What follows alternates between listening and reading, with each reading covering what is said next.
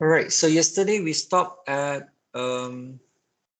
question 1, right? Okay, we have learned how to find the confidence interval, okay, for the population mean, and then find the minimum sample size, okay, for the using the the Z value formulas. Okay, so today we'll continue with question 2. Okay, so we will do some recall here. Okay, when you want to find confidence interval, okay, for the population mean, there are two formulas, right? Okay, there are two formulas. One is using the Z value. Okay, so this value is used when the population standard deviations is given. Okay, if it's not given, then you will estimate the population mean by using the second formulas, which is using the t values. Okay, using the t distributions value. Okay, and then instead of using population standard deviations, we use sample standard deviations. Okay, the second case is when we don't know the population standard deviations. Okay, so let's look at question 2. Okay, in order to estimate the mean time students spend studying per week at home, okay, a random sample of 10 students was selected and the time in hours studying per week is shown below. Okay, so for these questions, okay, which formulas do you use? Okay, right now the question does not give you much information. What you have is just, okay, the sample size is 10. Okay, and then you're given the sample data. Okay, then you ask to find, estimate and interpret the 95% confidence interval for the true mean studying time per week at home for all the students. So do we use Z or the T values formula for these questions? We don't know the population standard deviations, right? Okay, so since we don't have the population standard deviations, okay, we'll use the second formulas. Okay, we use the second formulas. So we need to calculate what? Okay, we need to calculate the sample mean and sample standard deviations. Okay, we need to calculate the X bar and the S ourselves. Okay, with this given data. Okay, so okay, in your final, right? Okay, in your final, whenever questions ask for the descriptive statistics, okay, such as mean, median, mode, standard deviations, and etc. Okay, you can either use the formulas, okay, or Excel to help you to find. Okay, so please remember this. Okay, you can either use the formulas, okay, or the Excel to find these values. Okay, mean, median, modes, and so on. Yeah. Okay, so I've taught you how to find the descriptive statistics using the data analysis tools. Remember, you have added in these data analysis tools. Yes, you can use this Excel. Okay, look for the summary output to find the, let's say the questions asked for median. Okay, you could use these tools to help you to find the median. Okay, instead of using the formulas. Okay, so same for this question too. Okay, we want to find the mean and the standard deviations, right? So you can either use formula that you have learned in the first module, chapter 3, or I'm going to use Excel here because I don't have to calculate the total x and the total x squared manually. Okay, so what I will do here is I'll click on the data analysis, descriptive statistics. Okay, input range, I will select my 10 values here. Okay, summary statistics. Okay, so the values that I'm going to refer, it will be the mean and the standard deviations. Okay, or you could use the formulas calculate manually. Okay, both will be correct. All right. Okay, both will be correct. So here, question 2. Okay, you can use formula.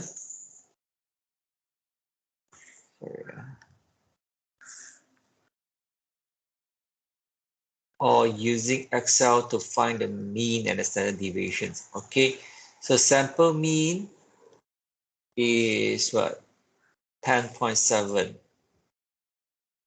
Okay, sample standard deviations 3.53. Okay, let's say I round off to 2 decimals, 2.53. Okay, then sample size is given already by the questions. Okay, 10. Okay, you have 10 students. Okay, what else? Okay, next is we want to find the t-value. Okay, if you are using the t-distributions, okay, to find the t-value, okay, first we need to know where is our alpha. Okay, so yesterday I've explained this. Okay, when we are looking for 95% confidence interval, then our alpha, okay, the remaining area is 5%. And then we divide the alpha by 2, then we get 2.5%. Okay, so we are looking for t, alpha over 2 here is 0.025. Okay, 2.5% is 0.025. So we're actually looking for t 0.025.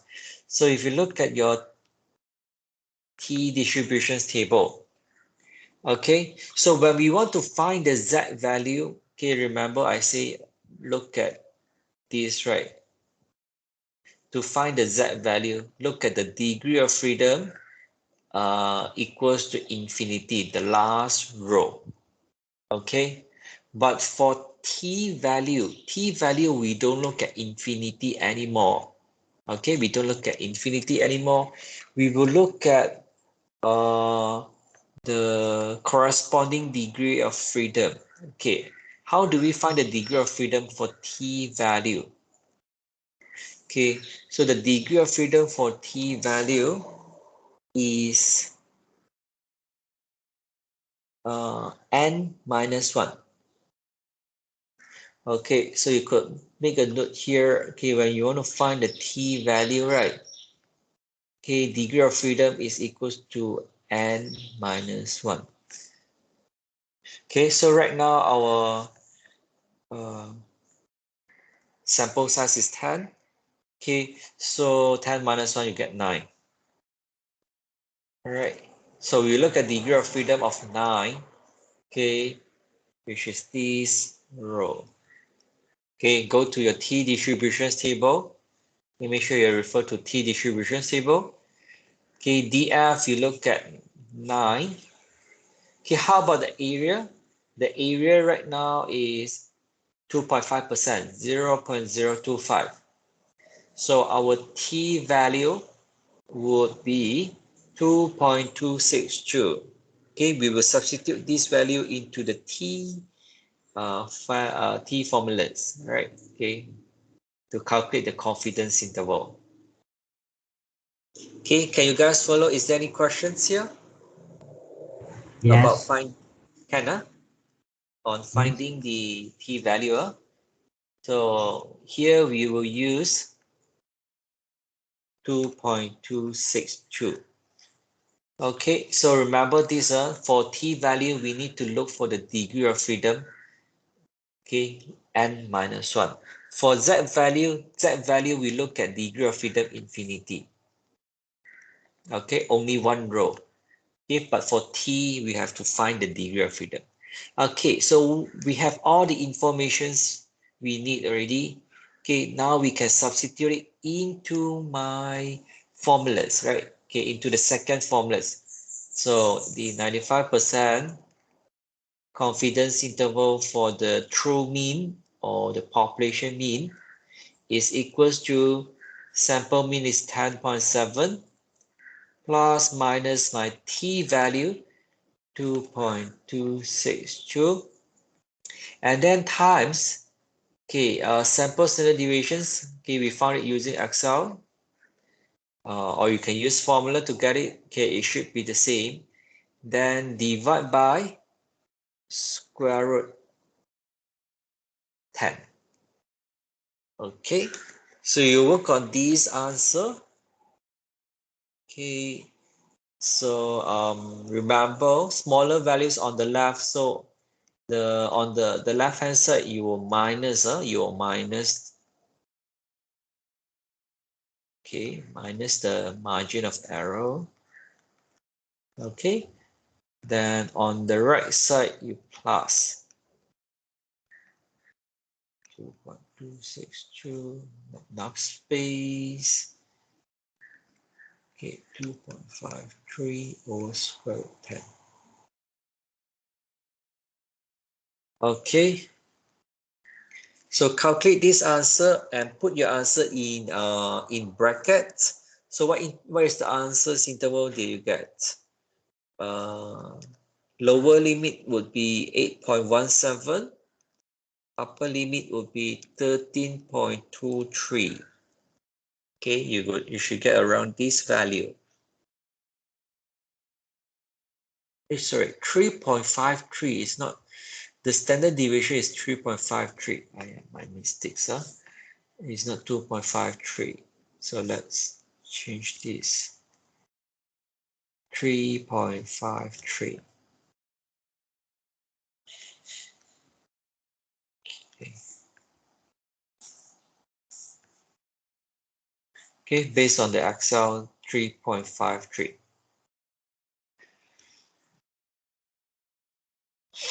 Okay. Okay, next is to interpret. Okay, based on this interval, what does it mean here? So we have to look at the confidence interval. It will tell us how confident we are. So the interpretations for the answer is we are 95% confident.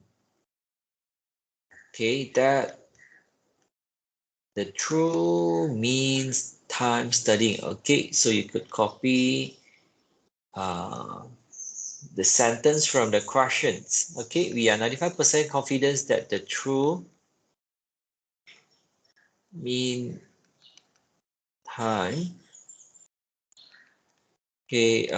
studying per week, at home for all the students. Okay, you just copy back the questions for all the students is between the answer that you found, between 8.17. So what is the measurement units for the variable here? Is it given? It's in hours, huh? Okay, the time in hours. So 8.17 hours and 13.23 hours. Okay, so we are 95% confidence that the true mean is between 8.17 and 13.23 hours. Okay, so the population mean is between these two values. What is the value? We are not sure, but is inside this interval. Okay, how sure are you? We are 95% sure. Okay, 95% confidence. Okay, so there may be a 5% chance that the population mean is outside this range. Okay, there is a 5% chance lah. Okay, any questions? This is using the T formulas. Okay, the first question is using Z, this question is using T. Okay, if there's no questions, we will move on to question 3. Okay, question 3 is sample proportions questions. Okay, so let's read the questions here. In a sample of 400 shops, it was discovered that 136 of them sold carpets at below the list prices, which had been recommended by the manufacturers.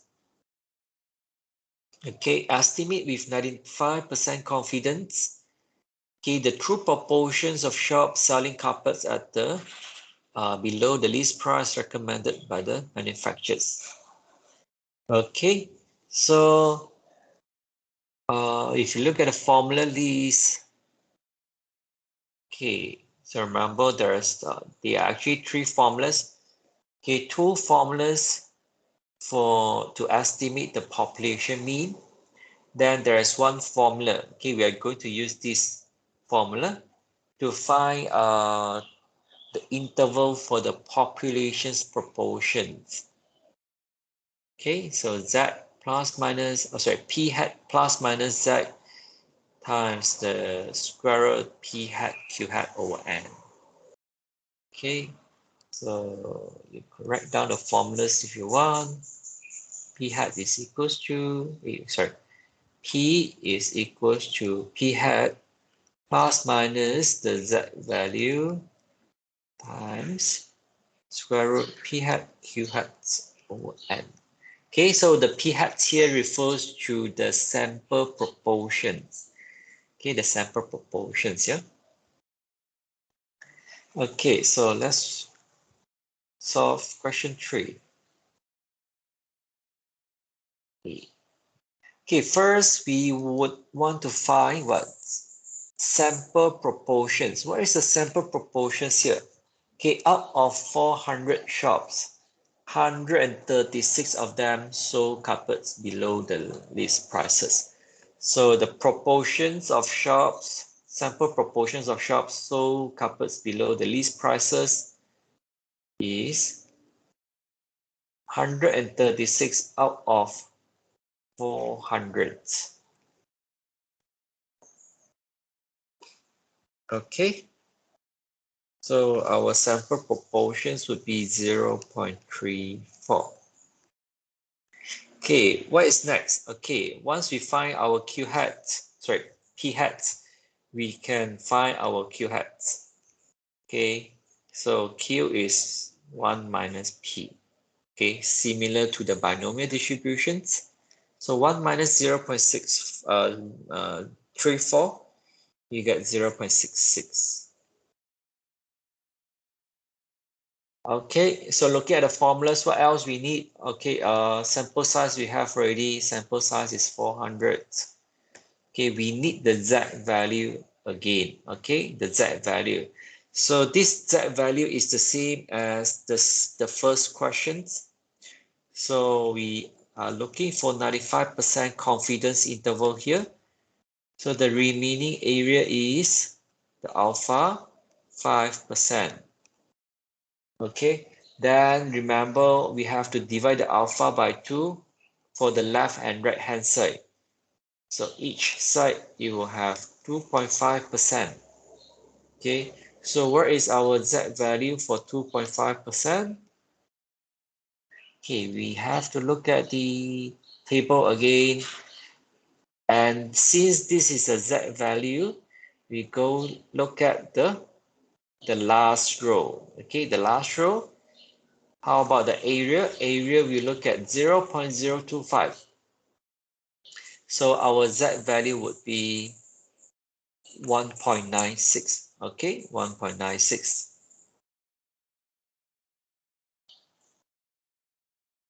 Okay, 1.96.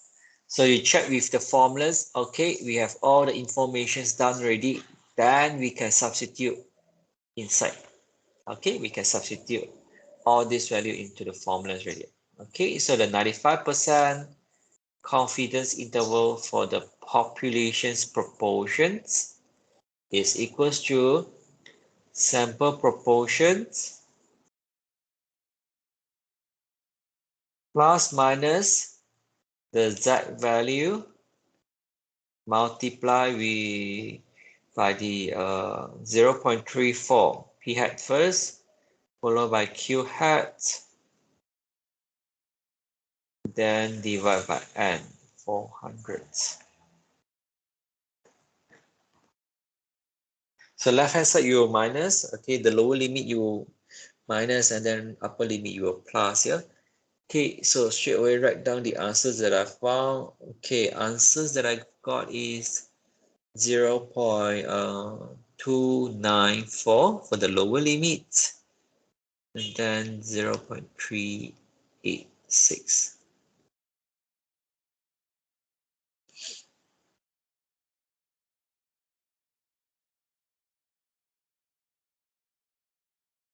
Okay, so once you find the interval, okay, questions asking for, did it ask for interpretations? No, okay. So if it doesn't ask for interpretations, then you don't have to interpret it. Okay, but let's say the questions ask for interpretations. How would you answer? It will be similar to the population mean. Okay, we will say we are 95% confident.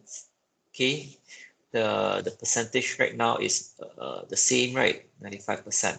So we will say we are 95% confident that the true proportions of the shop selling carpets at below the list prices recommended by the manufacturers, okay, is between 0.294 and 0.386. Okay, so this is the interpretations. Okay, let's say if questions ask for it. Okay, for these proportions. Okay. Right. Okay, question B. What is the size sample? Okay, sample size. Okay, there's a typo here. It should be sample size. Okay, what is the sample size would have to be taken in order to estimate the proportions to be within plus minus 2% with 95% confidence, and by using the above sample proportions. Okay, so you want to find the minimum sample size. Okay, but this time is for proportions. Okay, not for the mean. So in the first questions, we found the minimum sample size for mean, right? Okay, we use the first formula. But if you want to find the sample size for the proportions, we will use the second formula, right? Okay, we use the second formula. So P hat, Q hat, okay, P hat is the sample proportions. E, okay, E is the margin of error, okay, same like the population's mean, okay, E is the margin of error. Okay, but please take note that this E, okay, if questions give you percentage, okay, like this question 3, okay, it give you the percentage, right? Okay, you need to convert it to decimals. So let's say questions give you 2%, okay, you have to convert it to 0.02, okay, when you substitute into the formulas. Okay, don't substitute 2 inside here. Okay, substitute 0.02. Okay, this is something you have to take note. All right, so back to the questions. Okay, back to this. Okay, question B. Okay, let's write down the formulas that we're going to use first. Okay, n equals to p hat q hat times the z value divided by e bracket squared. Okay, so we got our p hats already, 0.34, q hats 0.66. Okay, how about the Z value? So for this question B, the percentage, the confidence is same, 95%. So we can use the same Z value, which is 1.96. Okay, 1.96. As long as they have the same confidence, we will use the same Z value. Okay, then how about the E, the margin of error? So here plus minus 2%. So this is the margin of error. Okay, this is the margin of error. And then we convert it to decimals, you will substitute 0.02. Okay, so calculate this, you will get the answer to 155.14. So same as the population mean, okay, the minimum size for population mean. Remember always to round up this to the nearest integers. So we will round up to 2156. Okay, the minimum sample size has to be 2156. Okay, regardless of the decimal, we will always round up. Okay, we will always round up, yeah? The minimum sample size. Okay, any questions?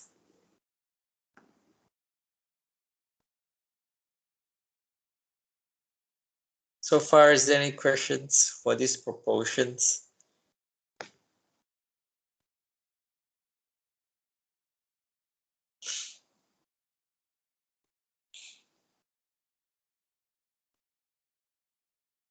No? Kenna? Yes, okay. Okay, right. Let's move on. Okay, question 4. Something tougher here already. Okay, question 4 onwards, right? We have these hypothesis testing questions. Okay, okay, before we answer question 4, okay, let's go through, okay, recall some idea about hypothesis testing. Okay, how do we solve hypothesis testing questions? Okay, and then what is the use for this hypothesis testing? Okay, so sometimes we want to test, okay, whether the population mean or the population's proportions equals to a certain values. Okay, so for example, I say the population mean for the final exam. Okay, so on average, all the QBM 101 students, they score 70 marks. Okay, for the whole populations. Okay, for all the students, 70 marks. Okay, but because of the populations is too huge, okay, there are too many students, okay, how I'm going to test this statement is I'm going to collect sample data. Okay, so this is the use of hypothesis testing. Okay, we will have to collect the sample to test the statement about the population mean. Okay, so we collect the sample data to test the statement about the population mean. So just now I said the population mean mark is 70, right?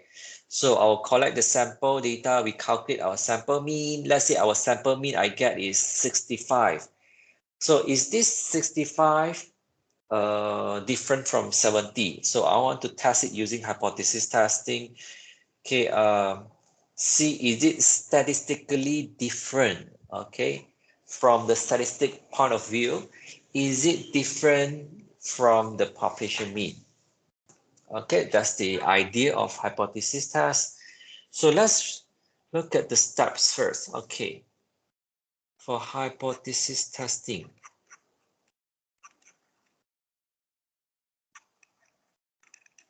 Okay, so basically, there are a few steps when we want to do hypothesis testing. So, first steps, okay, the steps here that I mentioned, right, it could be slightly different from what you have learned, maybe from the reference book as well. Okay, sometimes it has one, two. around 5 to 6 steps. Okay, it's 5 to 6 steps. So, but they should be very similar. Okay, so the first steps is we will write down our null and alternative hypothesis. Okay, so you need to know what statement you are testing. Okay, so null hypothesis is the statements. Okay, this is the null hypothesis.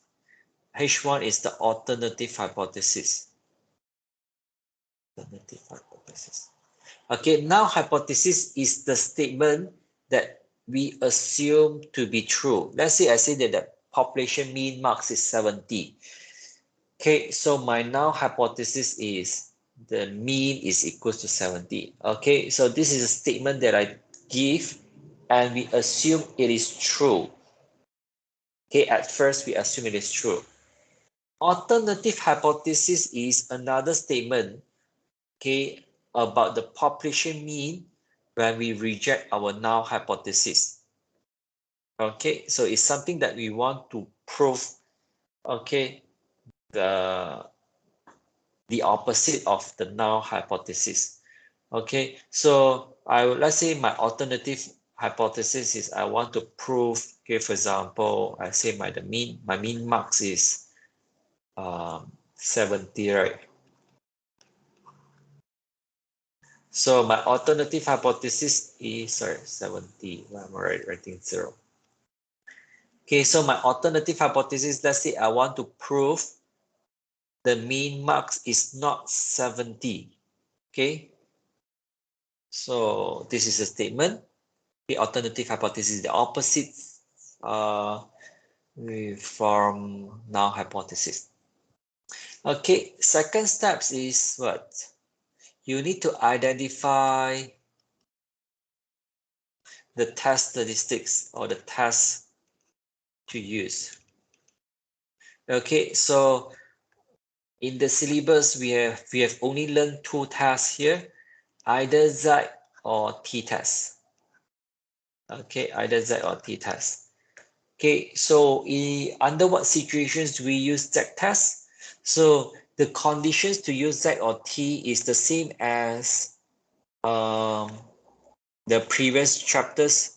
Okay, when we find the estimations. Okay, when we find the confidence interval. Okay, we will use Z, okay, for population mean when we know about the population mean. Sorry, population standard deviations. Okay, so if we know, okay, for population mean, if we know the population standard deviations, then we use Z. Okay, if we don't know the population standard deviations, then we do t-test. Okay, the difference is one is using Z value, one is using T value. Okay, same as this formula. Okay, one is using Z, one is using T. Okay, how about proportions? Proportions we will always use Z-test. Okay, we will always use Z-test. Okay, we'll come to this later. Okay, when we solve the test for populations proportions. Okay, third steps. Third steps is once we know which test we do already, okay, then we will form our the decisions rule. Okay, we will write down our decisions rule or we identify the rejections regions. Okay, what is this rejections regions? Rejections regions is the conditions we reject null hypothesis. Okay, the area that we will reject our null hypothesis. Okay, so once we have the decisions rule or the rejections regions, okay, then we will calculate our test statistics. Okay, so the symbols that we use here is that I use, okay, is Z calculated, okay, or T calculated.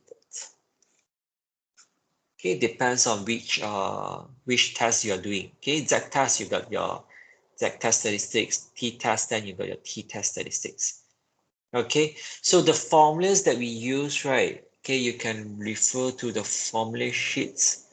Let's see. Okay, this one, these three formulas. Okay, so the first two are the Z-test. Sorry, there is a typo here. Please do some corrections. Okay, this one should not be Z, this one should be T. Okay, this one should be T. Yeah? So the first two formulas is when you want to test population mean. The third formula is you want to test population's proportions. Okay, so we use the first formula when population standard deviation is known. Second formula is when population standard deviation is unknown. Okay, so this is the formulas to calculate the test statistics. Okay, please take note of this one. Then I don't have to write on top already. Okay, this is the formulas that we use.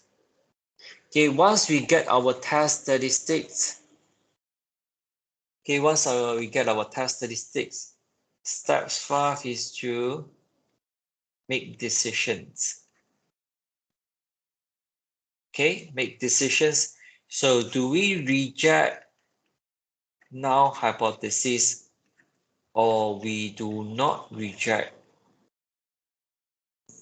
null hypothesis?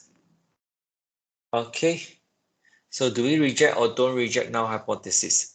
Okay, if our test statistics later is inside the rejection regions, then we will reject.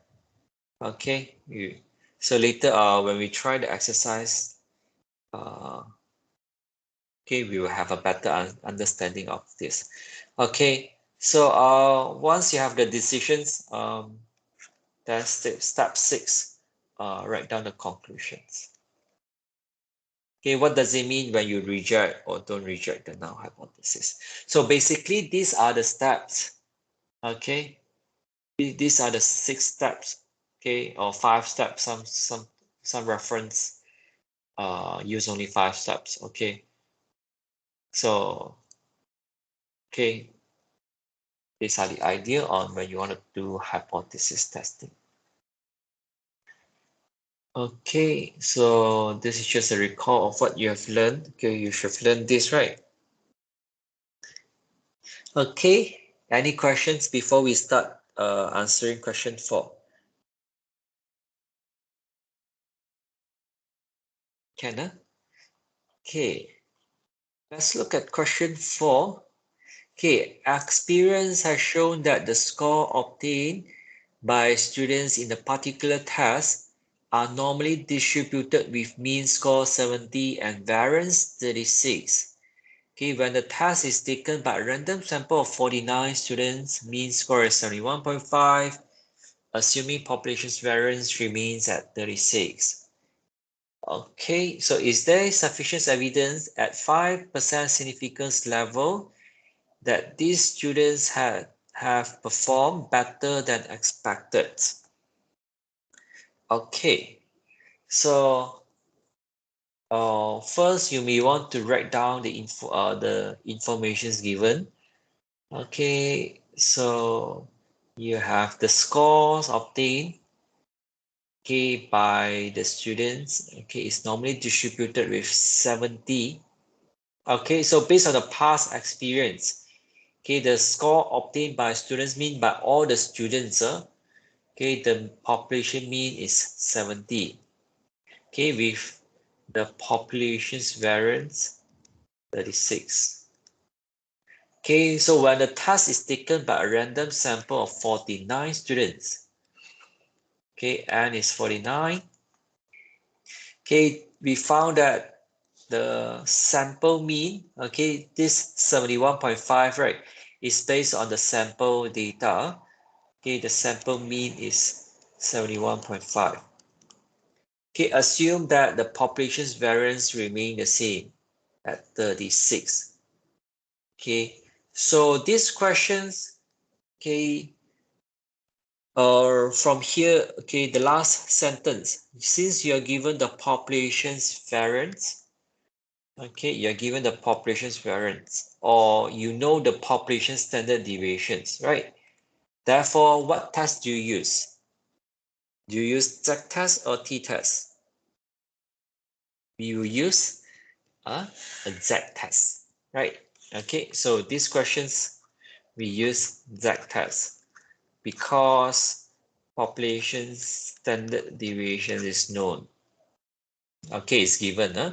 So same idea as the previous questions, question 1. Okay, when we have the population standard deviations. Okay, same idea as the confidence interval. Okay, that's why they are linked together. Okay, there's some sort of relationship between them. Huh? Okay. Okay, next. What is the next thing that you need to consider is, okay, question part 1, huh? You see. Okay, at 5% significance level. Oh, okay. So just now I forgot to mention this. Significance level, okay, questions will always tells you, what is this significance level? Significance level is actually the alpha. Okay, alpha is 5%. So just now when we find the confidence interval, we also see this alpha, right? Okay, this alpha is the type 1 error. Okay, the type 1 error. So what is the probability that we make a wrong decision? So in confidence interval, okay, just now confidence interval, we have a 5% chance to make a wrong estimation, right? Okay, this is a 5% chance we make the wrong estimations. So in hypothesis test, okay, this 5% means 5% chance we make the wrong decisions. Okay, we make the wrong decisions. So, okay, this is a 5%. So questions will always tells you this significance level.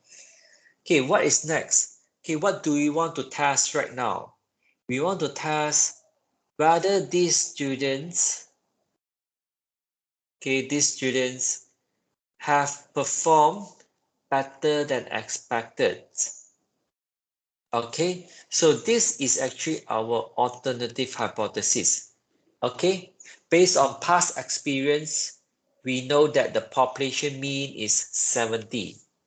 Okay, okay, this is the statement that we assume to be true. Okay, that we assume that mean is 70.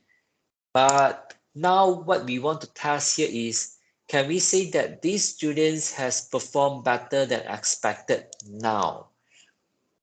Okay, so we will write this in our alternative hypothesis. Okay, so once we have analyzed the questions, we can start to write the workings ready. Okay, so question 4, part 1. So step 1. Okay, right now I'm writing the step 1, step 2, step 3 to guide you. Okay, when you write in the exam, you don't have to write 1, 2, 3, 4. All right. Okay, if you don't want to. Okay, step 1, we will write our null and alternative hypothesis. Okay, where is our null hypothesis? Okay, the mean is equals to 70. Okay, based on past experience. Where is the statement that we want to prove? Mean is more than 70. Okay, so how do I know mean is more than 70? Because if you read again the questions in part 1, we want to prove, okay, based on the sample data, do we have evidence to say that students perform better than expected?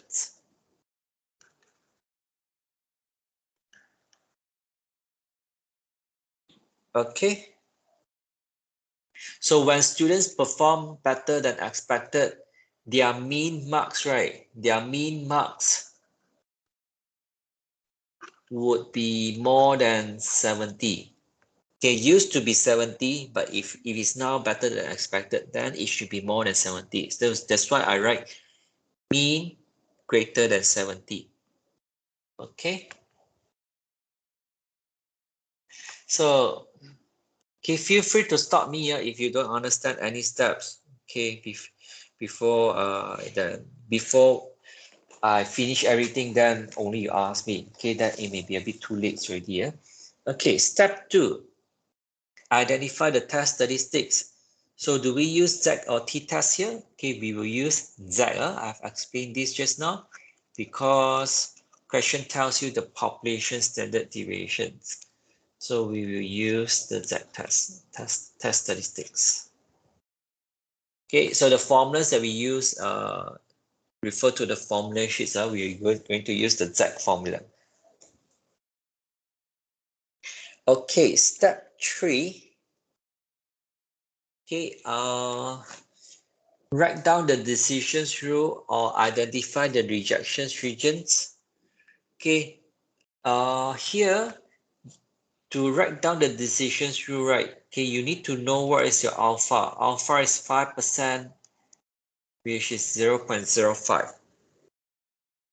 Okay, so the decisions rule here is, okay, the conditions we reject our null hypothesis. Okay, okay, before that, okay, you have to know, okay, we have 3 types of hypothesis tests here. Okay, let's get back to the explanation just now. Okay, we have 3 types of hypothesis tests. Okay, a left tilt test, okay, a right tilt test, and also a two tilt test. Okay, what are the differences between these 3 tests is the hypothesis that we write. Okay, so for a left tilt test, okay, my hypothesis, I will have mean lesser than a certain values. Okay, so for example, right now my mean is 70, right? So mean is less than 70. Okay, this is for population mean. If you are testing for population's proportions, then P less than a certain value. Okay, how about the right tilt test? Okay, right tilt test, okay, is like this question 4. Question 4, we are doing a right tilt test here because the inequality sign is more than, okay, mean more than a certain values or P more than a certain values. So we look at the inequality sign, yeah? Okay, if it's a less than, then we are doing a left tilt test. If you are doing, if it's a right tilt test, then it's a more than. Okay, how about two tilt test? Two tilt test is when we want to test mean is not equals to a certain value, or P is not equals to a certain value. Okay, the inequality sign is not equal. So how do we write our null hypothesis? Null hypothesis, we could always use the equal sign. Okay, just use the equal sign will do.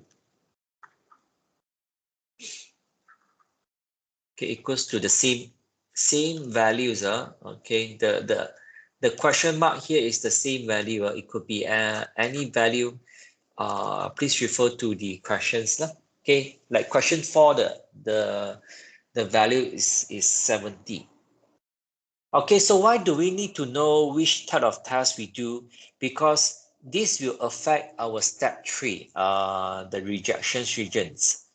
Okay, so for a left tilt test, okay, rejections regions, the decisions will be reject null hypothesis if our Z test statistics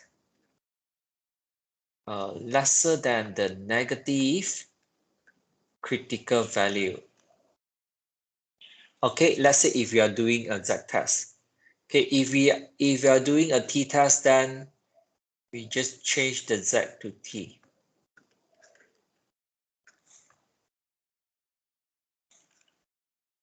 Okay, right. Sorry. Okay, either one. This is for the step 3. Okay, this whole thing.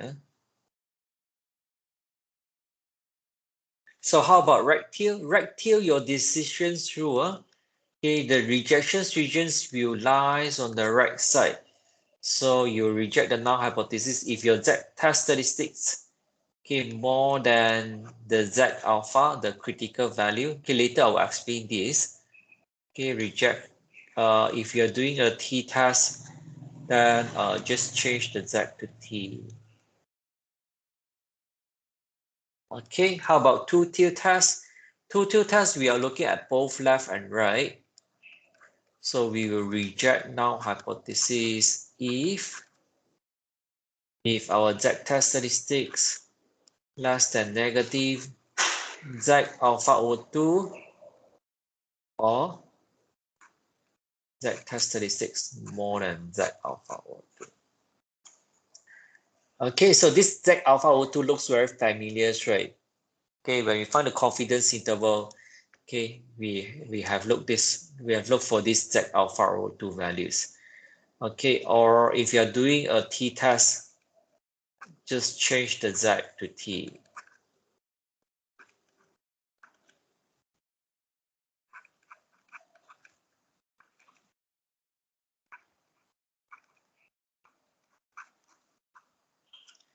Okay, so this is the decision rule in words. Okay, how if I want to illustrate using the graph? Okay, so for a left tilt test, okay, let me draw the normal curve. Okay, in the middle, we will always have 0.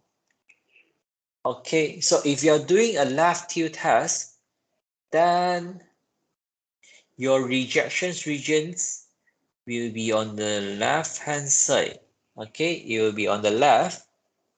So this shaded area is what we call the rejection regions. Okay, so this is the area where we will reject our null hypothesis. Okay, this is the rejection regions. We reject null hypothesis. And then this is the negative Z alpha. Okay, this is the negative Z alpha or the negative T alpha. Why is it negative? Because it's on the left hand side. Okay, left hand side is negative, right hand side is positive. Yeah, okay, negative value on the left. So if the test statistics that we calculated, okay, this is the test statistics that we calculated. If this test statistics that we calculated is less than the negative Z alpha. Okay, so where is this negative Z alpha? This is known as the critical value. Critical value. Okay, so all these are the critical value. Okay, Z alpha, T alpha, Z alpha over 2, T alpha over 2. Okay, in hypothesis test, okay, all these are known as critical value. Okay, so if our test statistics less than the critical value for left tilt test, we will reject our null hypothesis. Okay, so just now I was talking about the rejection regions, right? For left tilt test, your rejection regions area, it will be equals to alpha. Okay, your rejection regions, the area, okay, how big is the area? It is equals to alpha. So for right tilt test, our rejections regions, it will be on the right side. And then how large is this rejections regions? Also equals to alpha. And then our critical value will be positive Z alpha if you're doing a Z test, T alpha if you're doing a T test. Okay, so this is the illustrations of the words on top, okay, that I written in green color. Okay, how about a two-tier test? Two-tier test, right? Our rejection regions, it will lies on the left and on the right. Okay, the shaded area here, these are the rejections regions. Okay, these are the rejections regions. Okay, how large is this rejections regions? Okay, for two-tier test, the rejections region is not equals to alpha anymore. Okay, it is equals to alpha over 2. Okay, it is equals to alpha over 2, which is the same as what you have done when you do the confidence interval. Okay, let's say the confidence interval is 95%. Okay, then our alpha is 5%, right? Then you have to divide by 2. Then the area on the left hand side and the right hand side, it will be 2.5% each. So this is the same idea for hypothesis testing. Okay. So here you have to divide the alpha by 2 because this is the remaining area. Okay. So if question gives you 5%, okay, 5% is the alpha, then you divide by 2, then each side it will be 2.5%. Okay. Then what is the critical value? So critical values, it will be Z alpha over 2. Okay, and then on the left, because it's a negative, so it's a negative Z alpha over 2. Okay, if you're doing t-test, then T alpha over 2 and negative T alpha over 2. Okay, so this then match together one, right? Okay, this negative Z alpha, okay, or negative T alpha. Okay, then for rectal test, these are the critical value for two-tier test. Okay, so these are the critical value. Okay, so these are the idea for when you write the decisions rule. Okay, so you need to know which type of test you're doing, a left tier, right tier, or two-tier test. Okay, by looking at the sign. Okay, the sign in your alternative hypothesis. How do we know this is left tier, right tier? Okay, we look at the sign in the H1.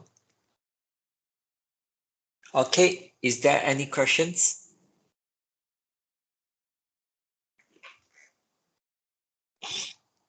No?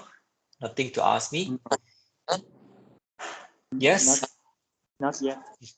No, no questions, huh? Okay, let's continue with question 4. Okay, question 4 here. Okay, what type of task are we doing? We are doing a rectal test, right? Okay, you look at H1, the sign is more than. So this is a rectal test. Okay, this is a rectal test. So you look at the decisions rule for rectal test. You look at this one. How do we write our decisions rule? Okay, you can copy the formats. Okay, reject, null, hypothesis. If right now we are doing Z test, so don't write the T values. Okay, we write the Z one. Okay, if our Z test statistics more than Z alpha. Where is our Z alpha? Okay, Z 0.05. Alpha is 5%. Okay. So if we want to illustrate this using the graph, how would it looks like? Okay, you can follow the graph that I draw in the purple color. Okay, so this shaded area is the rejection regions, and it is equals to 5%, 0.05. Okay, we want to find the critical value, Z 0.05. Okay, so we want to find this Z value. How to find this Z value? Same like how we find for the confidence interval. Okay, so we will look at the last row. Okay, look at the last row, infinity. Okay, what is the area in the rectangle? Right now, our area is 5%. So where is the values for 5%? 1.645. Okay, meaning when the area in the rectangle, this area, okay, area if it's 0.05, then the corresponding Z value is equals to 1.645. Okay, so same as this is 1.645. Okay, so you will reject null hypothesis if the Z test statistics greater than 1.645. Okay, are you guys clear? Then step 4. Okay, once we have step 3 done, we know what conditions we reject our null hypothesis. Step 4 is to calculate our test statistics. So you refer to the formulas below. Just now I show you in the formula sheets. Okay, the test statistics formula is sample mean minus the population mean divided by population standard deviations over square root n. Okay, all these informations are given by the questions already. All right, sample mean. Okay, scroll up. What we have is 71.5. Okay, so our sample mean 71.5. How about population mean? This population mean, right, you can refer to the null hypothesis. Okay, this value, 70. Then divide by population standard deviations. Okay, question tells you population variance. Okay, so my population standard deviations square root 36, I will have 6. Okay, take the positive values only. Right, so 6 over square root. Sample size is what? No, it's not 10. Oh, sorry, it's 49. Okay, it's 49. Okay, 49 students, yeah? Okay, so press your calculator, software is the test statistics. You will get 1.75.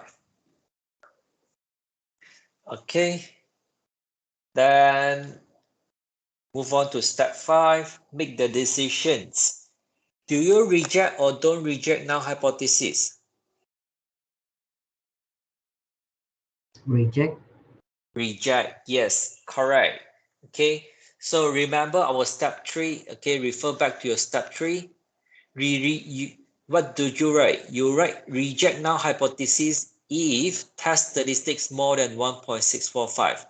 Right now, you compare these two values. Yes, okay, you compare these two values. Okay, 1.75, your test statistics is greater than your test critical value. Test statistic is more than your critical value. Therefore, your decisions, you will say, you will reject null hypothesis because or since your test statistics, okay, 1.75 here is more than 1.645. Okay, so you could also refer to the graph here. Okay, so this line here, this is the critical value line, 1.645. Okay, where is your 1.75? 1.75, it will be inside, correct? 1.75. If this line is 1.645, where does 1.75 lies at? It's inside already, right? It's to the right side. Okay, to the right. Which means if your value is inside the rejection regions, okay, these rejection regions, if your test statistics is inside these rejection regions, we will reject our null hypothesis. okay, we will reject our null hypothesis. Okay, if it's outside, let's say, for example, if your test statistics, for example, you get 1.5. In this case, it is not inside the rejections regions, then you don't reject null hypothesis. Okay, because 1.5 is less than 1.645. Okay, right, step 6, we will write conclusions, right? So conclusions here means, what does it mean when you say reject null hypothesis? So we have to write in sentence, what does it mean by when we reject null hypothesis? So refer back to your step 1. Okay, we say we reject null hypothesis. Okay, we reject this. We reject null hypothesis. We reject this already. So that means H1 is true. Okay, because when we do hypothesis testing, when HO is false, okay, when we reject null hypothesis, meaning HO is wrong, H1 must be true already. Okay, either one of the statement is true. Okay, it cannot be both are true or both are wrong. Okay, so either one is a true statement. So when we reject our null hypothesis, then we are supporting our H1 statements. H1 is true. And what does the H1 says? Okay, H1 says that the statement says that student perform better than expected. Okay, we have evidence to support this statement. So when we write our conclusions, okay, let's answer back the questions. Okay, question C. Is there sufficient evidence that these students perform better than expected? Okay, then you will say yes. Okay, there is sufficient evidence to conclude that the students, so just answer back the questions. The students perform better than expected. Better than expected. Okay, so this would be your conclusions.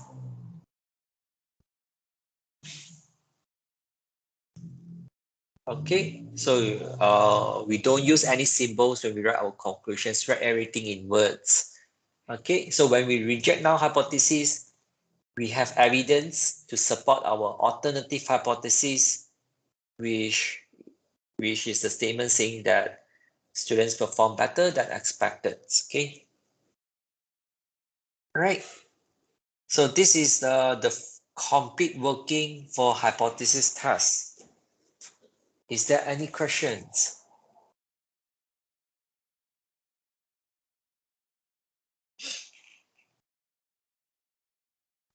Clear? I'm not clear that when we use one tail and when we use two tails. Okay. Under what situations do we use one till or two till? You have to read the questions. Okay, you have to read the questions. So let's say, okay, you have to look for a certain keywords, I would say. Yeah. Okay, you have to read the sentence. Okay, let's say if question, okay, right now we are doing a RECTIL test, right? Okay, if question say perform better, or it says that the marks has increased, okay, or improve. If you see words, positive keywords like this, meaning you should do a right till test really. Okay, how about left till test? Okay, left till test is when you see, let's say you want to test whether the performance is worse. Okay, some negative keywords. Okay, or let's say you want to test whether the mean marks decrease. Okay, all the negative keywords indicates that you should do a left till test. Okay, how about two till test? Two-tailed test is when you want to test the mean or the population proportions. There is a different. When you want to test whether there is a different, okay, different from a certain value, then you will do a two-tailed test. Because when we say there is a difference, it could be better or worse, right? It could indicate increase or decrease. So we are looking at both left and right tail. Okay, so that's how we determine, right? Okay, whether we do a left tail, right tail, or two-tailed test. So this one you need to do more practice, okay? Because there is no fixed keywords, okay? But there is no, you have to understand the sentence, okay, in the questions. Okay, you have to read and understand. If you don't understand the questions, then you wouldn't know which type of test you do. Okay, so later on we will do a few more questions. Okay, you can also refer to your textbook or the lecture slides. Okay, see what are the keywords that determine the type of test you do. Okay. Okay, okay. All right. So we move on to part 2. Okay, let's finish off these questions, then we will take a short break. Okay, part 2, find the p-values of the t-test. Okay, oh sorry, of the test, not t-test. Okay, this is a z-test. Okay, to find the p-value. Okay, to find the p-value, all right. Okay, let me simplify it for you. Okay, okay, let's do another notes first. Okay, before we move on to part 2. Okay, to find the p-value. Okay, continue from the top parts. Okay, to find p-value. Okay, p stands for the probability. Okay, what is the probability value? P-value. So again, it depends on the type of test you do. Are you doing a left tail, right tail, or two-tail test? Okay, so questions will only ask you to find p-value for z-test. Okay, questions will only ask you to find p-values for z-test. Okay, because we can only find the probability using the standard normal table. Remember in chapter 6, when we do the normal distributions, we find the probabilities, right? Yeah, that's how we find it in here. Okay, for hypothesis testing questions. Okay, how do we find the p-value for left tail and right tail? Okay, so to simplify it for you, okay, you got your, after you calculate the test statistics, right? Okay, after you got your test statistics, your p-value would be equals to the probability z less than the negative test statistics. Okay, so let me simplify it for you. Okay, whether this is a left tail or right tail, okay, convert this test statistics to negative. Okay, then you will get your p-values ready. So let's say if your p-value for these questions, okay, your test statistics is 1.75. You got a positive test statistics, right? Okay, convert to negative. So your p-value will be equals to the probability z less than negative 1.75. Okay, round off to 2 decimals. Okay, leave your answers in 2 decimals. Okay, same as how we find in chapter 6 when we find the probability for normal distribution. Okay, so I hope you have not forgotten. Okay, we have just done it yesterday. Okay, probability z less than negative 1.75.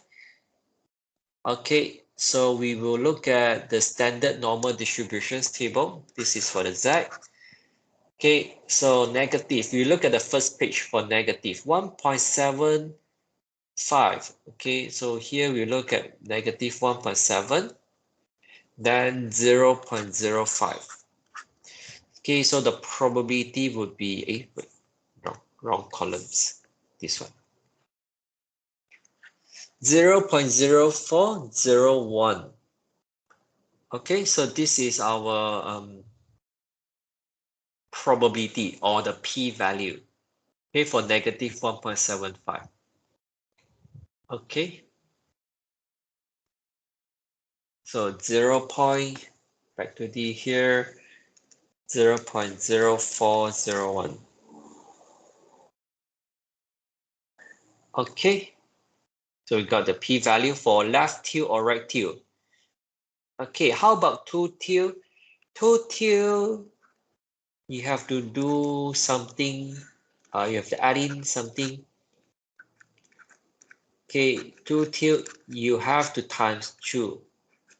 Okay, the difference between one tail and two tail is when you find a p-value for two tail, you need to multiply by 2.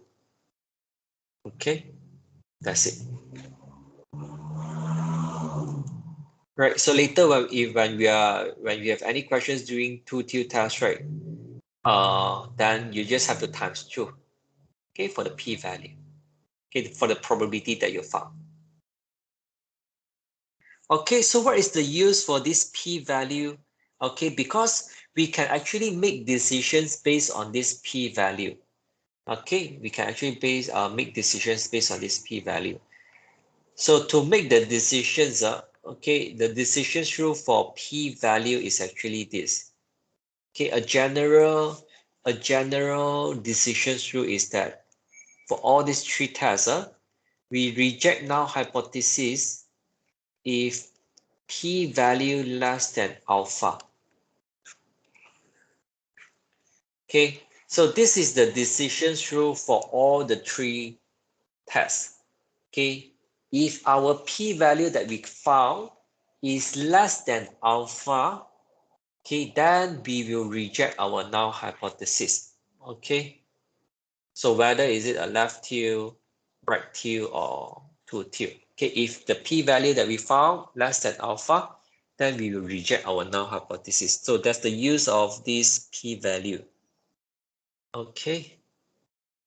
So instead of comparing the test statistics with the critical value, okay, the one that we learned on top here in the part 1, okay, once we find the p-values, right, we can also make decisions, okay, compare it with alpha. Okay, so let's write it down if you want. Okay, so now, okay, we have answered part 2. Part 2 is asking us to find p-values only. Okay, so now we look at part 3. Will your decision change at 2.5 level of significance? Okay, so this part 3 is asking us, okay, will the decision change? Okay, will the decisions in part 1 change? Okay, just now part 1 we say we reject null hypothesis, right? Will this decision change when I have a new alpha? Okay, my new alpha here now is 2.5%. Okay, so will your decision change when your alpha is now changed to 2.5%?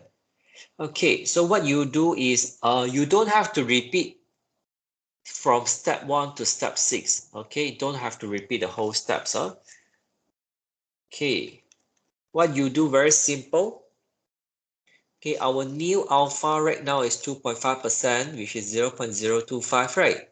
So you compare the p-values in part 2 with this new alpha. So p-value is 0.0401. Okay, so this is greater than the alpha 0.025. So just now I have said, right? We only reject null hypothesis if p-value less than alpha. But now it's more than alpha, then our decisions is now don't reject null hypothesis. Okay.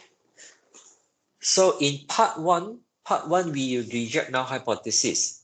But if our alpha change to 2.5%, in part one, the alpha that we use, right, is 5%. Yeah? In part three, the alpha that we use is 2.5%.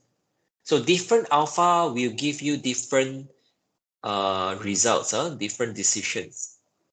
So to answer the questions, then you will say yes, the decisions will change. Okay, at 2.5% significance level. Okay, from reject null hypothesis to don't reject null hypothesis.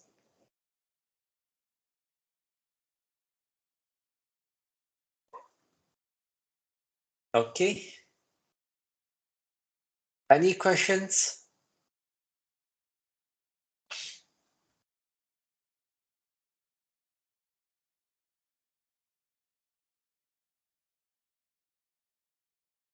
Can you talk about the big value? Talk about what? The question 3. Question 3, yes.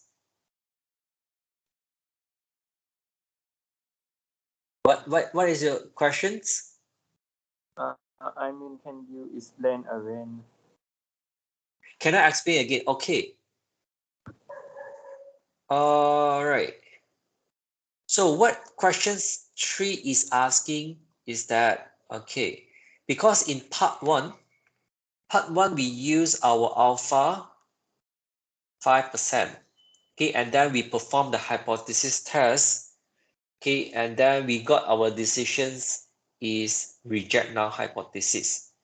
Now part 3 is asking, how if the alpha change to 2.5%? Okay, will the decision in part 1 change? Okay, so all the other things, okay, all the informations given, they are still the same. Okay, your sample mean is still 71.5, population standard deviation is still 6. Okay, variance is still 36. All remain the same except alpha. Okay, alpha is changed from 5% to 2.5%. Okay, how will this change affect your decisions? Okay, so how will this change affect your decisions? So what I'm saying is that you don't have to repeat from step 1 to step 4. Okay, because if you repeat, right, okay, you will get the same test statistics. Okay, you look at the step 4. When you calculate the test statistics, you don't use anything about the alpha, correct? Because all the informations given to you are the same. Okay, so what is the change here? Is just the alpha value. Okay, 0.05 is changed to 2.5%. So what I'm saying is that, okay, what you could do is you can compare the p-value with the new alpha. Okay, with the new alpha. So here we got our p-value is 0.0401, correct? Okay, if we compare the p-value with our alpha 0.05, okay, from part 1, do we reject null hypothesis? Then we compare p-value 0.0401. This is less than alpha. So refer to this general rules. Okay, we say that when p-value less than alpha, we will reject null hypothesis. So based on part 1, if alpha is 5%, we will reject null hypothesis. But part 3, how if alpha change to 2.5%? So 2.5%, okay, p-value is now greater than alpha. Therefore, the decisions is now don't reject the null hypothesis. Can you see the difference here between part 1 and part 3? When you have a different alpha. So that's why I say the decisions will change, okay, because our alpha is different now. Okay, if you don't change the alpha, our p-value is less than alpha, 5%, then we reject null hypothesis. But if we reduce the alpha, we reduce it to 0.025, now our p-value is greater than 0.025. Then we don't reject the null hypothesis. Okay. Are you clear? Yeah, I'm clear. But the conclusion, this is the decision will not change. I think that the decision will not change at 1.5%. At 1.5, at what percent? I see your conclusion. You wrote that decision will change. I so confused because we at alpha at 0.025 we do not reject 0. Okay. What I mean here, the decisions will change means in part 1, we say reject null hypothesis. But in part 3, we say don't reject. So this is what I mean by the decisions will change. We change from reject null hypothesis. Okay, we change from reject null hypothesis to don't reject null hypothesis. This is the decisions, reject and don't reject. The decisions will change. That's what I mean here. Okay. Yeah, I got it. Thank you, teacher. Okay, any other questions?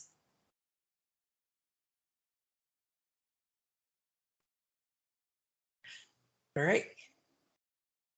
Okay, let me explain further. Okay, in case there is any okay, you still not very clear. Okay, let's say, for example, okay, my new alpha, okay, let's say I have a part 4.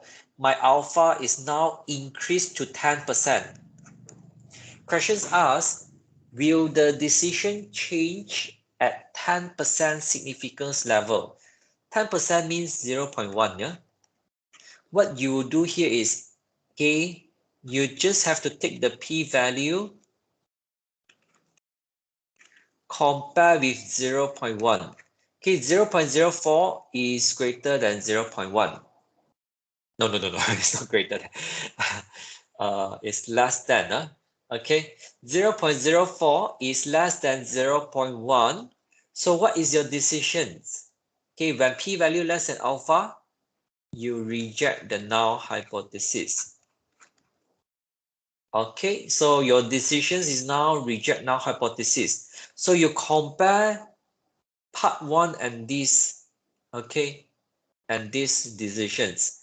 So to answer the questions, then you say no, decisions will not change.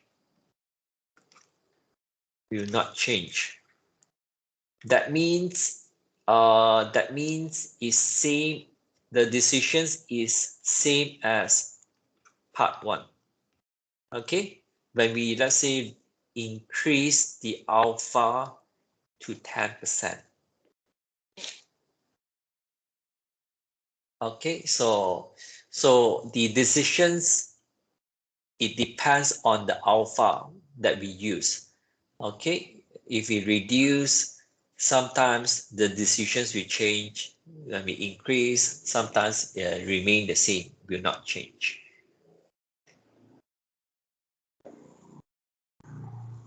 Okay, any other questions?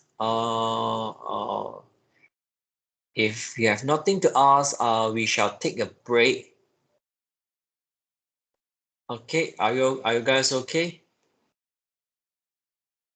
Okay. Okay, so let's take a break. Let's take a 15 minutes break lah. Okay, so I'll give you more times. You go and go through whatever they have learned. Okay, for this question 4. After the break, if you have anything to ask, okay, please let me know. Right. Okay. We will come back. Okay, take a short break. Take a short break. So come back at okay. Now is Vietnam time is 10:38, right? So let's say if I give you uh 15 minutes, so it'll be 10:53, 54 or 55 lah, okay, around 55 lah. Okay, come back for 10:55 Vietnam time. Okay, so let's take a break. Right, see you later. Okay, you can try the next questions if you have rest enough. Okay, let me know if you have any questions to ask me. All right, thank you.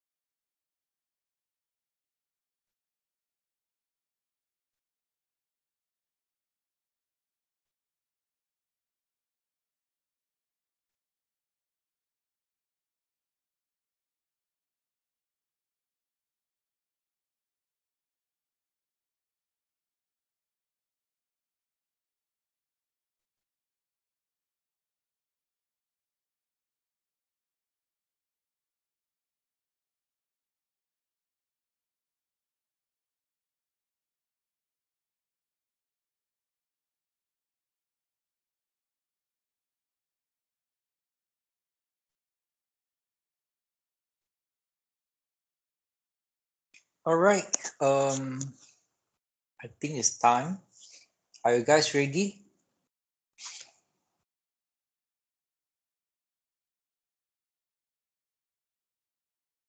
(10:55), right? Wow, so fast.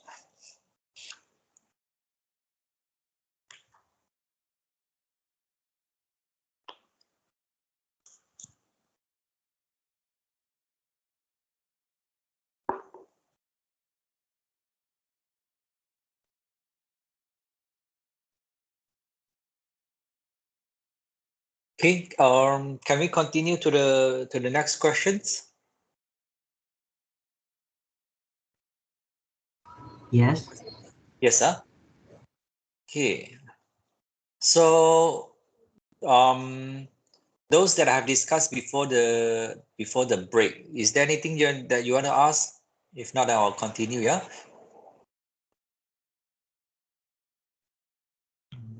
All right. Okay, let's move this down. Okay, let's look at question 5. Okay.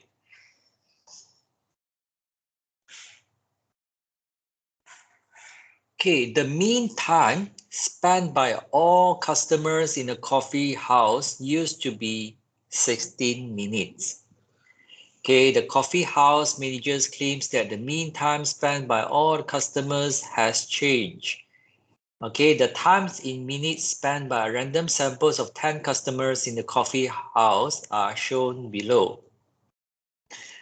Okay, part 1. Okay, are given that total x and total x squared is this, compute the sample mean and the sample standard deviations. And then part 2, do the data provide sufficient evidence to support manager's claim at 0.05 level significance? Okay, so what we need to do now is first we need to do okay, let's write down the informations that we have first. Okay, our mean time for all the customers used to be 60 minutes. So the population mean is 16. Okay, 16 minutes. Okay, so the managers claims that what? The mean time spent by all the customers has changed. So you see, what is the keywords here? Has changed. So this will tell us which type of hypothesis test we are going to do. So by looking at this sentence, are we going to do left, right, or two-tier test? Can anyone tell me?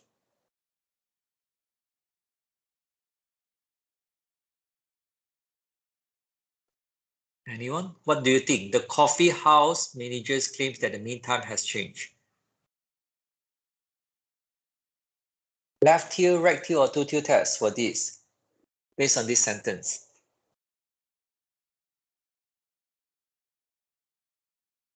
No idea.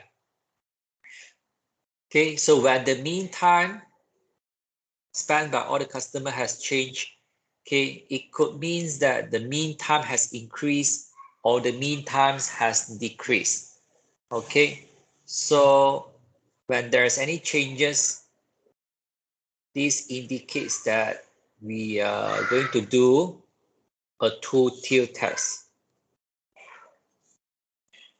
Okay, so just now I was saying the keywords, right? So you could add another one, okay, whether there is a change.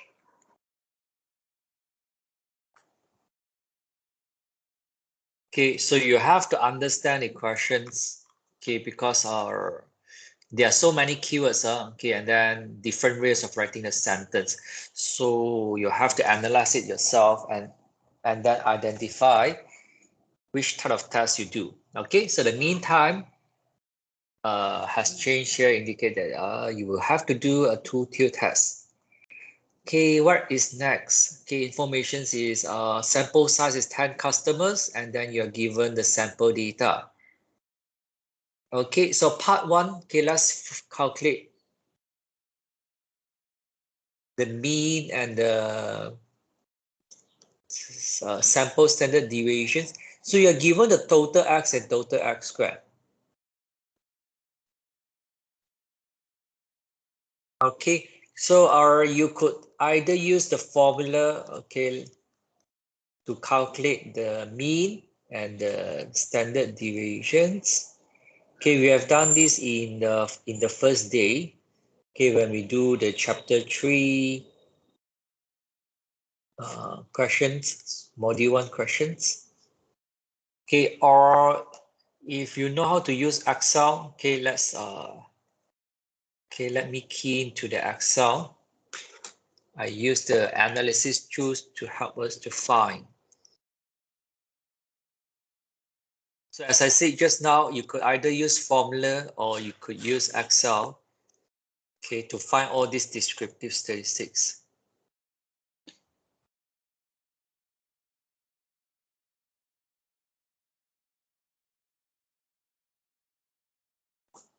Okay, so go to data, click on data analysis, descriptive statistics. Okay, make sure you clear the records. Okay, so input range, now I will select these 10 values. Output range, select any cell to display the data, tick the summary statistics, then okay. Then you will have the descriptive statistics ready. So what values do we need here? We need the mean, we need the sample standard deviations. So mean is 17.7, then sample standard deviations, 2.98. Okay, 2.98. So this is 17.17. Sample standard deviations, 2.98. So you should get the same answer, okay, where if you are using formulas. Okay, so this is answer for part 1. All right, okay, move on to part 2, where you are asked to do the hypothesis testing. So based on the sample data, can you support the manager's claim? Do you have evidence to support the manager's claim? What is the manager's claim? The manager's claims that the mean time spent by all the customer has changed. So can you support these statements or not based on the data that you have collected? Okay, so let's start the step 1 of hypothesis testing. Step 1, you will write down the null and alternative hypothesis. Okay, so null hypothesis is the first sentence in the questions. Okay, mean time used to be 16 minutes. So mean is equals to 16. Okay, alternative hypothesis, mean is not equals to 16 because this is the claim by the manager saying that the mean time has changed. So the meaning of the alternative hypothesis is mean time spent by all the customer has changed. Okay, so this is the manager's claim. Okay, the manager's claim.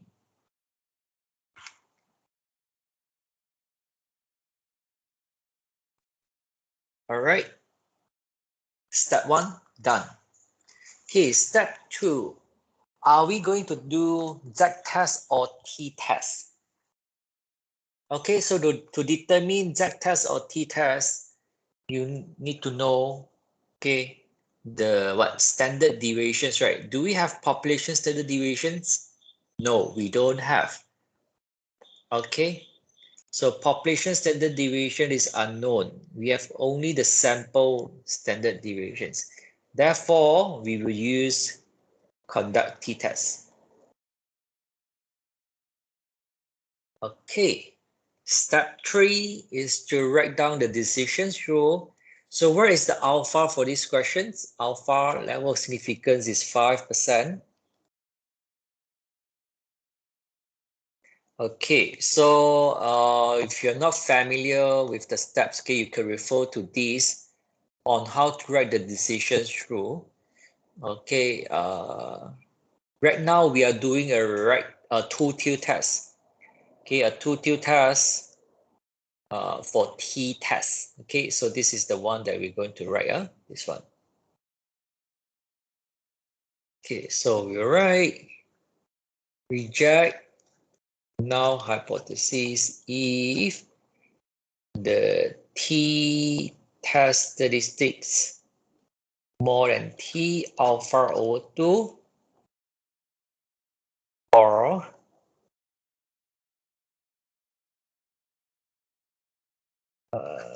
t-test statistics less than negative t alpha over 2. Okay. So remember for t-test, we need to look for the degree of freedom. Just now I say, right? Okay, oh, sorry, let's change the alpha to values. Okay, so divide 5% by 2, you have 0.025. Okay, alpha over 2 is 0.025. Okay, this is alpha over 2. Okay, so what is the degree of freedom? So degree of freedom to use, right, is the same as when we want to find the confidence interval. Okay, the degree of freedom is n minus 1. Okay, whenever we want to find the t value, degree of freedom is n minus 1. Okay, please take note of this. So you could add in, yeah, if you want, you could add in to the notes just now, n minus 1.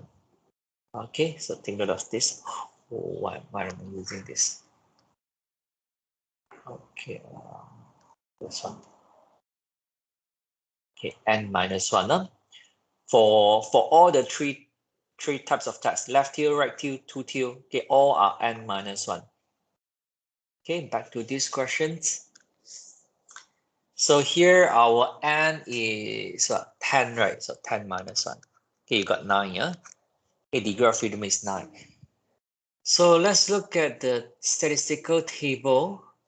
Okay, refer to the t distributions table. Okay, we are using are we using the same? No. Why 2.262 looks very familiar? Just now we have used these values. In which questions we have used it? Oh, in question 2 just now we use it. Oh, it's also sample size is 10. That's why. Okay. So the critical values that we use here is the same as question 2 just now. Okay, we look at the what is the area? 0.025. Degree of freedom is 9. Therefore, the critical value that we use 2.262. Okay, so you reject null hypothesis if your test statistics more than 2.262 or less than negative 2.262. So to illustrate this using the graph,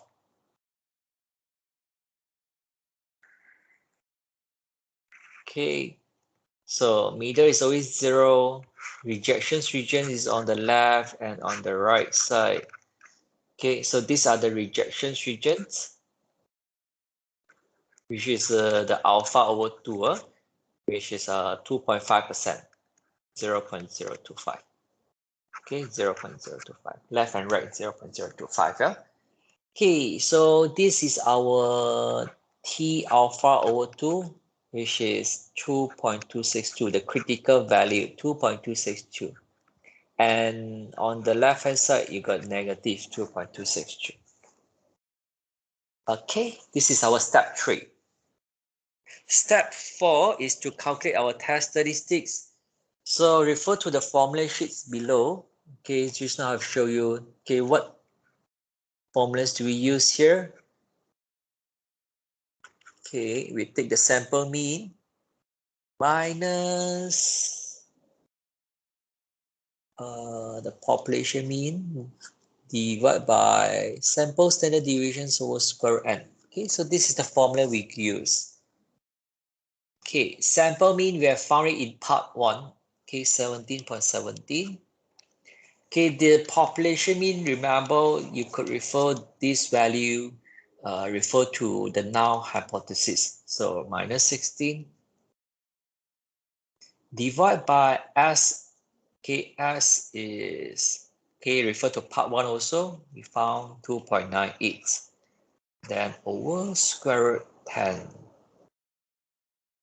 Okay, calculate out what is the value. You will get 1.24.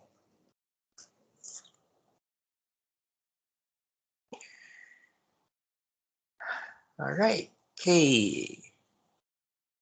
So compare these test statistics with the critical value. Okay, right now you got a positive test statistics, am I right? So if you label it in the graph, where would it lies? Okay, it would lies at here, 1.24. Okay, between 0 and 2.262. All right. So if it's not inside the rejections regions, then based on the graph, you know, oh, okay, I don't reject my null hypothesis. Correct? So you will say, when you write your decisions, okay, next steps. Since the test statistics 1.24 is lesser than your critical value 2.262. Therefore, you don't reject the null hypothesis. Okay, can you guys follow up to here?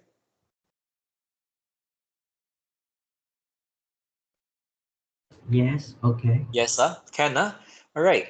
So when you don't reject the null hypothesis, okay, remember what I said just now is that null and alternative hypothesis, these two statements, either one is true, then the other one is false. All right. So when we don't reject the null hypothesis, okay, that means our null hypothesis is true. It's a true statement. Okay, we don't reject it. So when null hypothesis is true, then your H1 will become false already. It's a wrong statement. Okay, cannot be both are true or both are false. So here we don't reject the null hypothesis, then null hypothesis is true. Okay, so do we have evidence to support the H1, the manager's claim? No, we don't have because this statement is false. Okay, it's a wrong statement. So next steps when we write our conclusions, okay, to answer back the questions. Okay, if you read part 2, do the data provide sufficient evidence to support manager's claim? Then you will say no, right? Okay, no, there is, or the data does not provide. There is insufficient evidence. Okay, the data provide insufficient evidence to support. Okay, to support the manager's claim. The manager's claim. Okay, you could also mention the significance level if you want at 0.05 level of significance. Okay, so this is the conclusions. Okay, can we support the manager's claim? No, we cannot. Okay, based on the data that we have, insufficient evidence to support it. Okay. So this is the answer for part 2. Anything you would like to ask?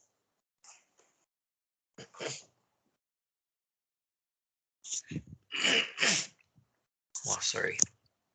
Okay, let me drink some water.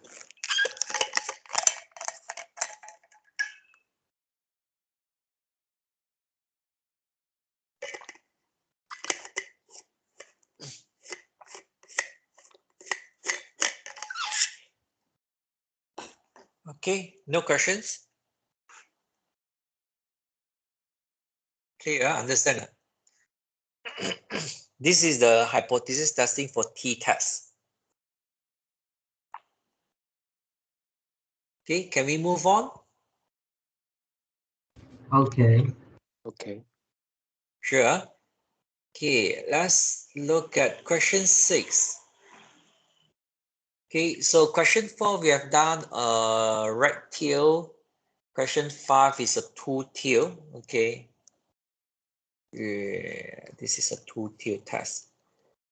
Right. Okay, how do I know this is a two tail? I look at the sign, the inequality sign in our H1. H1 is not equal, then this is a two tail test. Okay, move on to question 6. Let's see. Okay, in the past, manufacturers of the computer chips used to be 90% of the chip produced conforming to a specifications. Okay, based on the past experience, the computer chips used to have 90% of the chips produced, okay, following a specific rules or specifications. Okay, now you have a new quality control managers claims that the proportions of chips conforming to the specifications has significantly increased. And then to test this claim, a random sample of 100 chips were drawn from a large productions run. And it was found that 93 of them, okay, out of the 100 chips, conforms to the specifications. Do the data provide sufficient evidence at 5% significance level to accept the manufacturer's claim? And what is the p-value?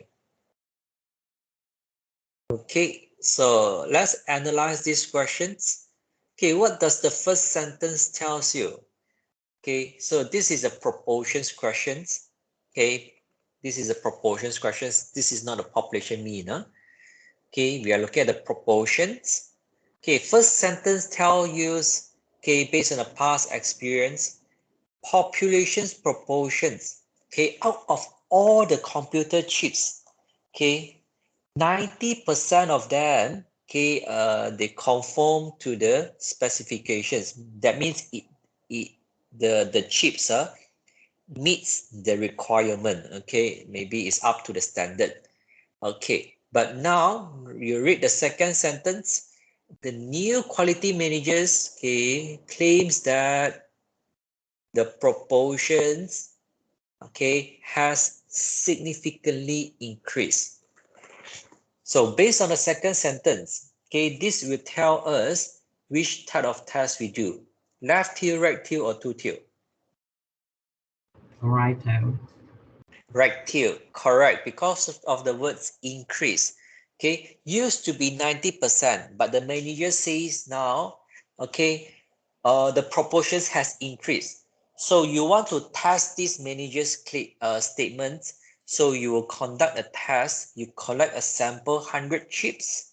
Okay, you collect sample 100 chips, and then out of these hundreds, you found 93 of them follow the requirement. Okay, out of the 100 chips. So n is hundreds.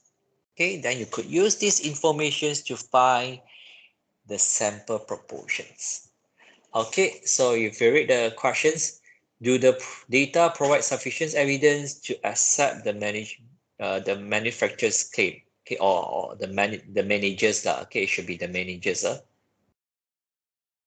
Managers. All right.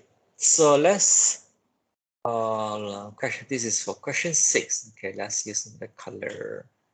Question 6. Okay, so first thing is, okay, back to step 1.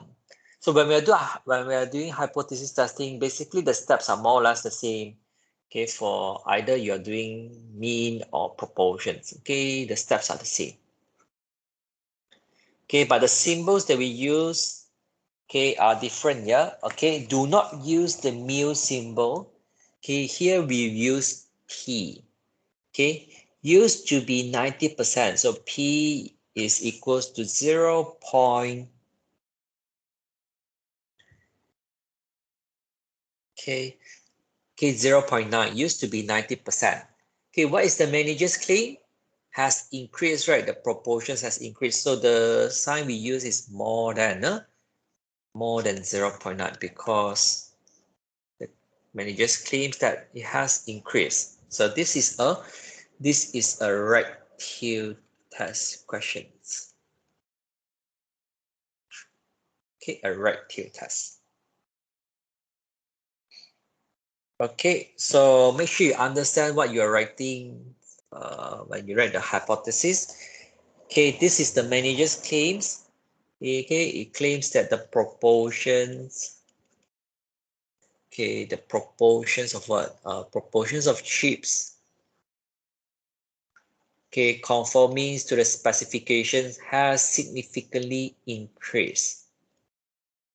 Okay, so this is also the manager's claim, yeah? Okay, and then we want to see whether we have evidence to support or not. Okay, next steps. Okay, next step is what?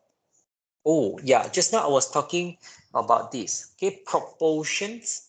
For proportions, we will always use z-test. Okay, we will always use z-test, but with requirement, there is a requirement. So please put a note here. Okay, please put a note here. The requirement to do z-test, right? Okay, to do z-test is NP and NQ both has to be at least 5. Okay, we have to calculate NP and NQ. If both are at least 5, then only we can perform the z-test. Okay, so you have to show these calculations. Okay, and normally the questions NP and NQ are at least 5. Okay, if it's less than 5, then you cannot use z-test already. Then you cannot answer the questions. Okay, but then you still have to show the calculations out. So let's look at this one. The questions, the N here is 100. Okay, you have collected 100 chips, right? So you calculate NP. Okay, where is the P here? P is refer to the null hypothesis 0.9. So 100 times 0.9. And what is Q? Q is 1 minus P. Okay, same concept as the binomial distributions. So times 0.1. So you get 90 and 10. So since both are more than 5 already, right? Okay, therefore we will perform using the z-test. Okay, we will perform using the z-test. Right. What is next? The next steps are write down the decisions rule, correct? Okay, so here, where is our alpha for these questions? Again, is 5%. Okay, 5%, 0.05. So refer to the right tail test. Okay, refer to the right tail test. Okay, how do we write the decisions rule?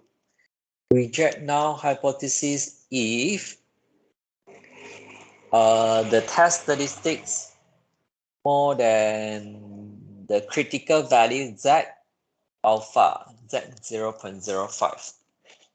Okay, so please refer, scroll up, you refer to this, the one in the middle, right tail test. Okay, for z-test, how do you write the decisions rule? Okay, so here we need to find the critical values for 0.05. Am I right? So, okay, because this is the z value, remember z value will look at infinity. Okay, the rho equals to infinity. So look at area 0.05, go all the way down. The z value we use is 1.645. Okay, so the more you practice, right, you will notice that we will always use or these few values only. Okay, we only use 1.282, 1.645, 1.96, or even 2.326. Okay, only these few values we are going to use. Okay, depending on the area, okay, depending on the alpha. So here you use 1.645. Okay, so let's illustrate this using the graph. Okay, so in the middle is 0. Okay, where is our rejection regions? Rejection region should lie on the right side because this is a right t-test. Okay, rejection regions on the right side with the alpha is 5%. So this area is 5%. Okay, what is the critical value? Critical value is 1.645. Okay. Next. Okay, next is to calculate our test statistics. Okay, next step is to calculate test statistics. So refer to the formulas in the formula sheets. The formulas that we're going to use is, there's only one formula for proportions. P hat minus P divided by PQ over N. Okay, you can find this in the formula sheet. So what is the sample proportions P hat? Okay, we haven't calculated, right? Okay. Okay, so out of the 100 chips that we collected, how many conforms to the specifications? 93. Okay, 93. So 93 divided by 100. Sample proportions is 0.93. Okay, so 0.93. Okay, minus P. The P here is the population's proportions. Okay, you can refer to the null hypothesis. Okay, same as the population mean just now when we want to calculate the test statistics. Okay, we refer to the null hypothesis, right? Okay. So here null hypothesis is 0.9. Okay, then divide by square root PQON. So all this you can refer to the null hypothesis. So P is 0.9. Q would be 0.1. Okay, sample size is 100.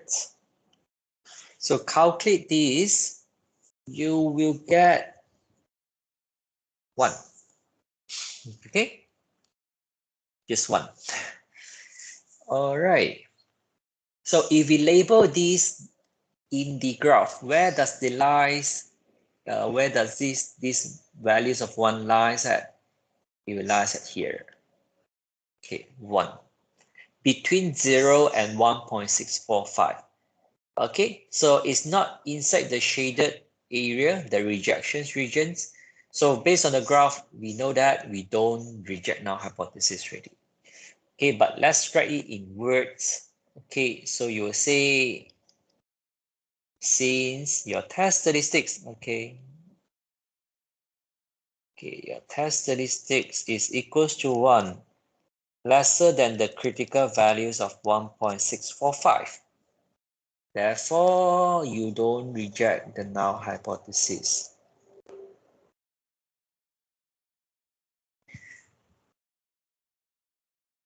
Okay, we don't reject the null hypothesis. Yeah. Okay. So next, last steps would be the conclusions. So what does it mean when you don't reject the null hypothesis? Okay, meaning the null hypothesis is true. Okay, the H1 alternative hypothesis is false. Okay, it's a wrong statement. Okay, because you don't reject null hypothesis, then null hypothesis is a true statement already. Okay, so back to the questions. What question is asking? Do we accept the manager's claim? Okay, manager's claim is written in a H1, and this statement, this claim is false. Okay, is false now. So your conclusions would be what? Okay, insufficient evidence to accept. Okay, there is insufficient evidence to accept the manager's claim. So in other words, it means we don't accept or we reject the manager's claim at what percent? At 5% significance level. Okay, so we cannot support the manager's claim. We have insufficient evidence. Okay, so the proportion, it is still 90%. Okay, it has not increased like what the managers has said. Okay, it has not increased. So this one, okay, the proportion has not increased. Okay, we are supporting the null hypothesis. Okay, any questions regarding this? Proportions rectile test.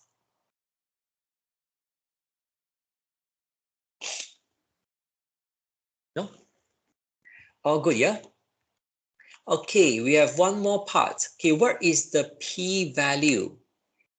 Okay, so just now I've taught you how to find the p-value here.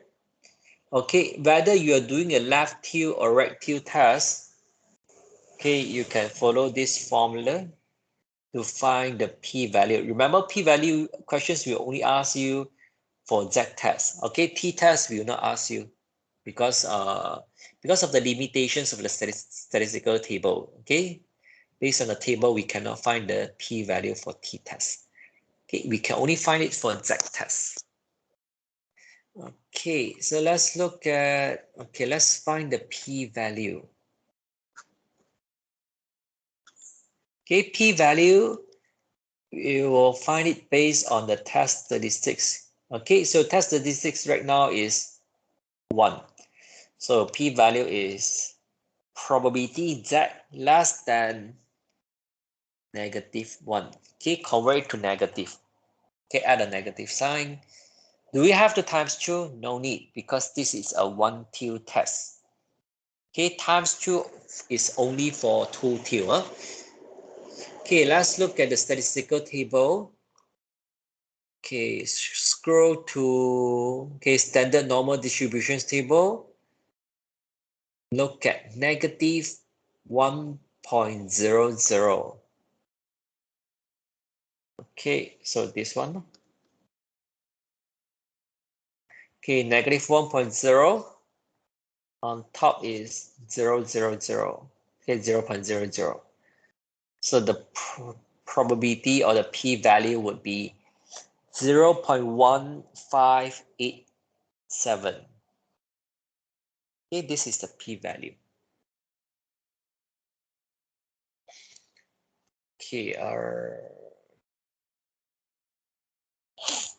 Okay, p-value 0.157.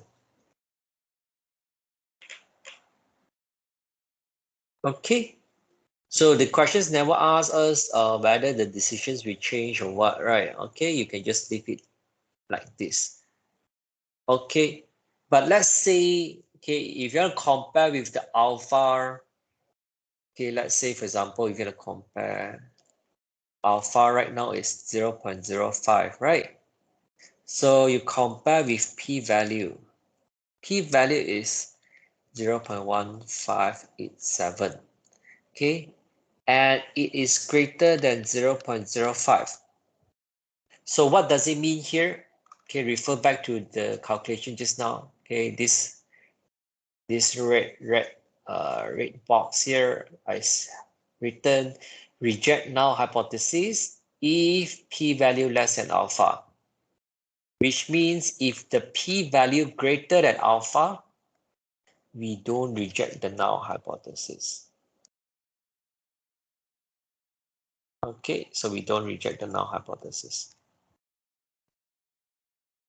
Okay, so this is something extra, right? Okay, something extra, where we compare the p-value with the alpha.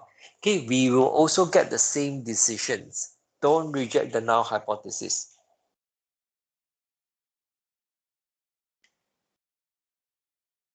All right, is there anything not clear?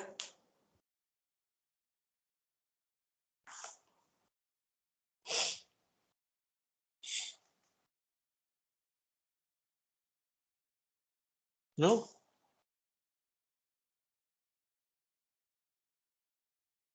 No, Okay. no. Okay, understand. All right. Okay, we have one more question, sir. Question 7. But looking at the time, if I were to discuss question 7, then it will definitely take more than half an hour, I think. So I think we can take a break now. Let's see here. Yeah, okay, let's take a break lah. Okay. So is that okay? Is there anything you want to ask before we take a break? You guys have any questions for me? I don't have any question. All right, okay, very good, excellent. So what we do, okay, we will take a break. We'll take a break. We'll come back. Lunch break. Okay, lunchtime. Will it be too early? No. Or maybe we'll come back at right now is 11:39 only. 11:40. Then we come back at 12:45 p.m. Right? Is that okay? Come back at 12:45 p.m. So maybe your lunch start at 12. Okay, let's make it 12:45. Okay, I will see you guys later at 12:45 p.m. Okay. All right. Thank you, everyone. See you guys later. If you want to stay in the meeting, you can stay. I won't leave the meeting.